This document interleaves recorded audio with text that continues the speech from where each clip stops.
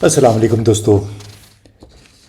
کیا عمران خان کو زہر دیا جا رہا ہے؟ کیا ان کی سلو پوائزننگ ہو رہی ہے اس خوراک میں جو کہ انہیں اڈیالہ جیل میں دی جا رہی ہے؟ کم از کم اس خدشے کا اظہار ان کی بیگم بشریٰ بی بی نے ایک عدالتی درخواست میں کی ہے، اور یہ کہ ان کو گھر کے کھانے سے انکار کیا جا رہا ہے، انہیں گھر کا کھانا فراہم کرنے کی اجازت نہیں دی جا رہی ہے، اور انہیں خدشہ ہے کہ ان کے کھانے میں کہیں زہر ملا کے نہ دیا جا رہا ہو.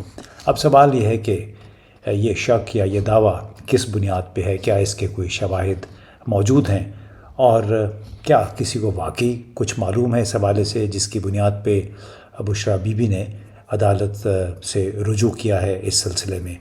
اب ظاہر ہے شواہد کسی کے پاس نہیں ہیں، لیکن ایک بات ضرور ہے کہ عمران خان اس وقت اپنی زندگی کے غالباً مشکل ترین دور سے گزر رہے ہیں، بلکہ ہے ہی مشکل ترین، غالباً نہیں، یقیناً مشکل ترین دور ہے، جہاں پہ وہ ایک بالکل الگ قید تنہائی میں ہیں. اور یہ بھی سننے میں آیا کہ انہیں ایکسرسائز وغیرہ کی بھی اجازت نہیں ہے. واللہ عالم، ہمیں اس حوالے سے کوئی مصدقہ معلومات نہیں ہے، لیکن ان کے گھرانے کو، ان کے جتنے بھی پارٹی کے لوگ ہیں، انہیں اس حوالے سے تشویش ضرور ہے.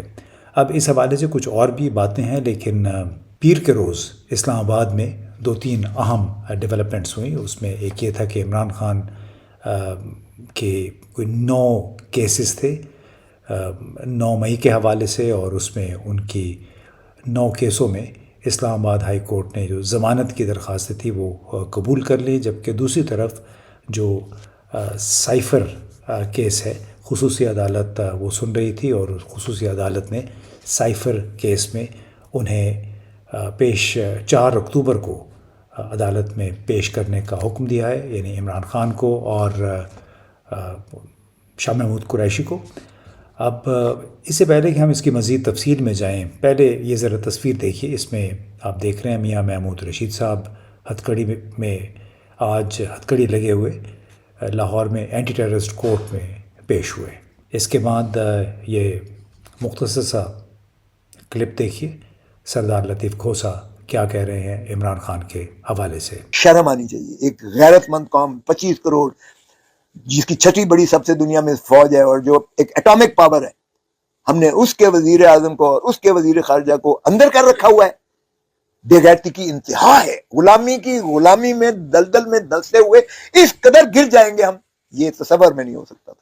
اور اس کیس میں ہم نے اندر رکھا ہوا ہے اور جیل ٹرائل کر رہے ہیں. تو ان ساروں کا اگر احاطہ کریں تو اب یہ، پہلے ہم کہتے تھے پولیس اسٹیٹ ہے، اب ہم کہتے ہیں کہ بے آئین ہے، سرزمین بے آئین ہے. یہ تو جناب آپ نے لطیف کھوسہ کی باتیں سن لی، لیکن اب آپ کو بتاتے ہیں کہ اسلام آباد ہائی کورٹ نے پی ٹی آئی کے 9 مقدمات میں درخواست ضمانت خارج کیے جانے کا جو لوور سیشن عدالت کا فیصلہ تھا وہ کالعدم قرار دیا، اور چیئرمین پی ٹی آئی نے 26 اگست کو 9 مئی سے متعلقہ مقدمات، جوڈیشل کمپلیکس حملہ کیس اور جعلسازی کے مقدمے سمیت ان مقدمات میں ضمانتیں خارج کرنے کے فیصلے کو اسلام آباد ہائی کورٹ میں چیلنج کیا تھا.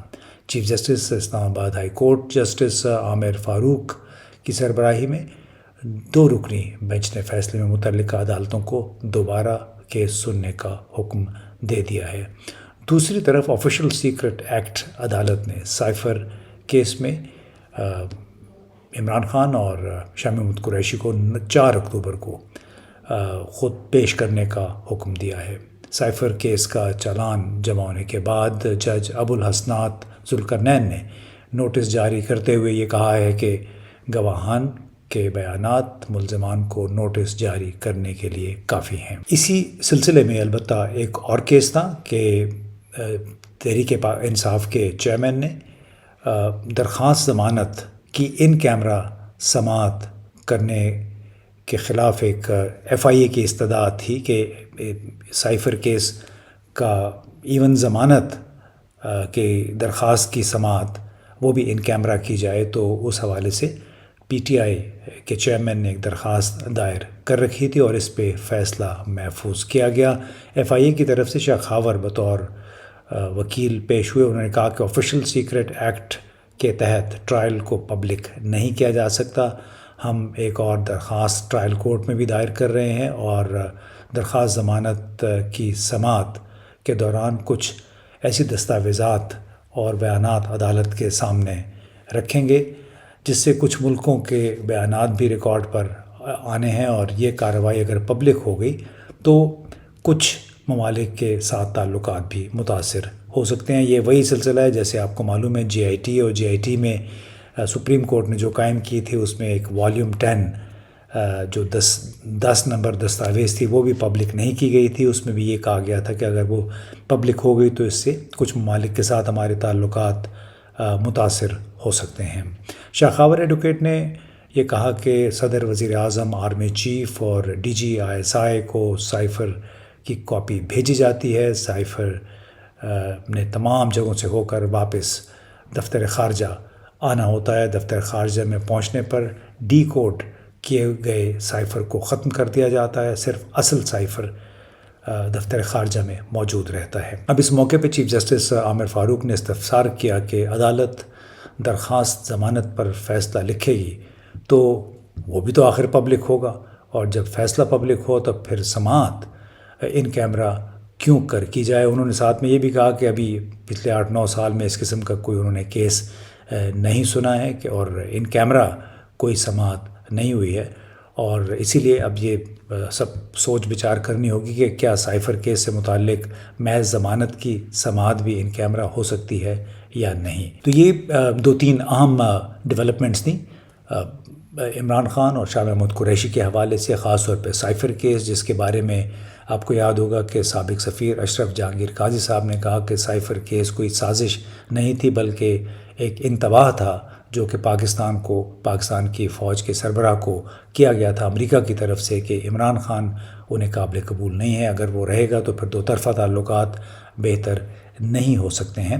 اور اسی طرح معروف وکیل اعتزاز احسن صاحب نے بار بار کہا ہے کہ یہ کیس سرے سے بنتا ہی نہیں ہے, اس لیے کہ بطور چیف ایگزیکٹو یعنی ایک منتخب وزیر اعظم کے طور پہ یہ وزیر اعظم کی ثوابدید ہے کہ وہ کسی بھی سرکاری ڈاکیومنٹ کو, کسی بھی سرکاری دستاویز کو ریلیز کر دیں, ان کے کچھ حصے حذف کر دیں یا جو ان کی ثوابدید ہے. اب اگر کسی ملک کا وزیر اعظم یہ فیصلہ نہیں کر سکتا تو پھر آخر کون کرے گا, اور وہ لوگ جو کہ عہدے میں وزیر اعظم سے نیچے ہیں وہ اس نوعیت کا فیصلہ کس صورت میں کر سکتے ہیں. یہ ایک بہت بڑا سوال ہے, اور اسی لیے ابھی آئندہ 2-3-4 دنوں کے دوران اس حوالے سے بحث مباحثہ اچھا خاصا ہوگا کہ آیا عمران خان کو اس حوالے سے کسی فیصلے میں باقاعدہ ملوث کر کے ان کو سزا بھی دی جا سکتی ہے یا نہیں. کیونکہ اگر اعتزاز احسن صاحب کو دیکھیں, سردار لطیف کھوسہ صاحب کی باتیں سن لیں, شعیب شاہین صاحب کی, تو اس کے مطابق یہ کیس سرے سے بنتا ہی نہیں ہے. کیونکہ اگر اول تو اصل سائفر دفتر خارجہ میں پڑا ہوا ہے اور اس کی کاپیاں مختلف جگہوں پہ گئیں, جیسے کہ شاخاور جو کہ ایف آئی اے کے وکیل تھے انہوں نے بھی واضح کیا, تو وہ کاپی کہیں سے بھی جا سکتی ہے. صرف اگر کاپی گم ہونے کے الزام میں کسی کو عمر قید کی اور اتنی طویل سزا دی جائے, یہ کبھی سننے میں نہیں آیا. تو اس لیے اب دیکھنا یہ ہے کہ کیا یہ سیاسی طور پہ اس کا فیصلہ ہوتا ہے یا قانونی طور پہ اگر فیصلہ ہوتا ہے تو بقول اعتزاز احسن, بقول سردار لطیف کھوسہ کے اس کیس میں کوئی جان ہی نہیں, سرے سے یہ کیس بنتا ہی نہیں ہے.